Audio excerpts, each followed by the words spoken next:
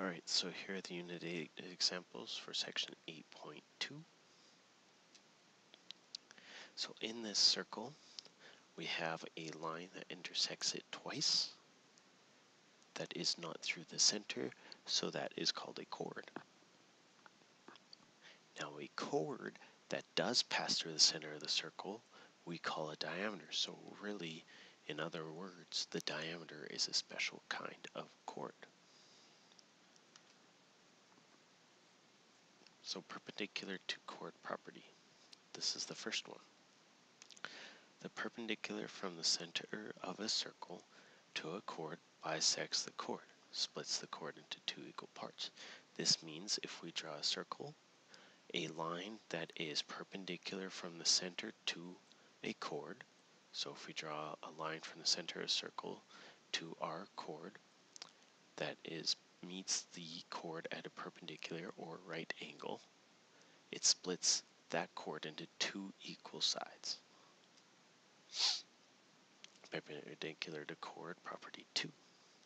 The perpendicular bisector of a chord, so if we perpendicularly bisect a chord in a circle, it will pass through the center of a circle.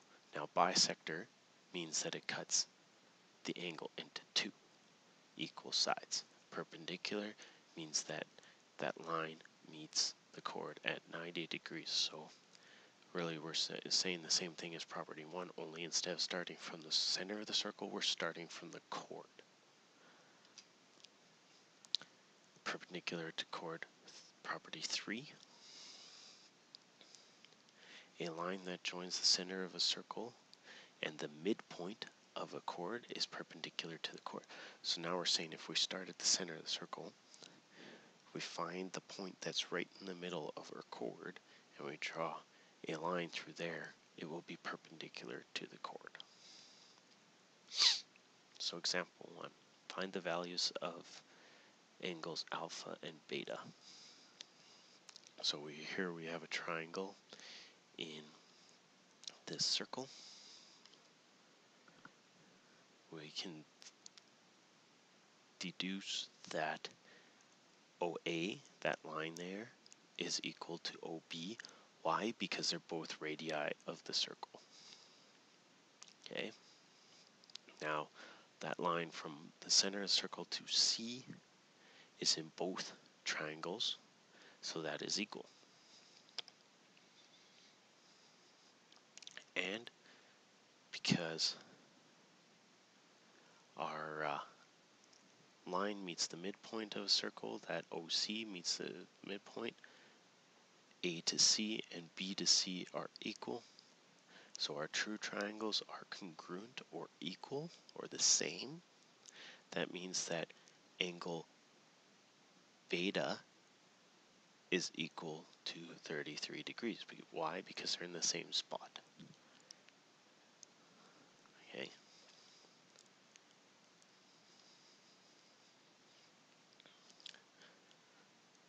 So now since we know that OC bisects that line, that means it must meet at 90 degrees.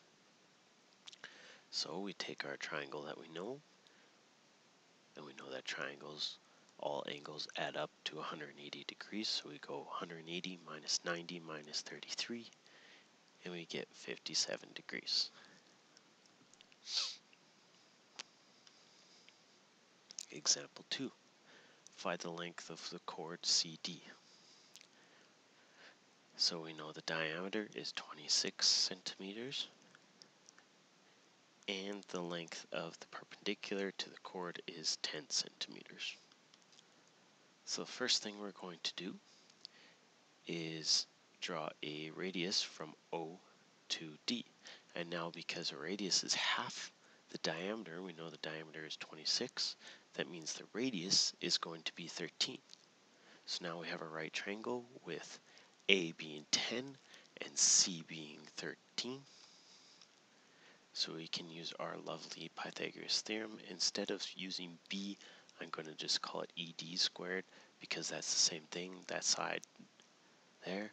So ED squared is equal to 13 squared minus 10 squared. ED squared equals 169 minus 100. So ED squared is equal to 69. Square root both sides, and we get ED is roughly equal to 8.3. Now I didn't put centimeters because we're not fully done. All we know is half of our chord. Well, since our perpendicular bisects our chord, which means it cuts into two equal halves, we just multiply our ED, or half our chord, by 2. So 2 times 8.3, and we get 16.6 centimeters. That is the end of this section's examples.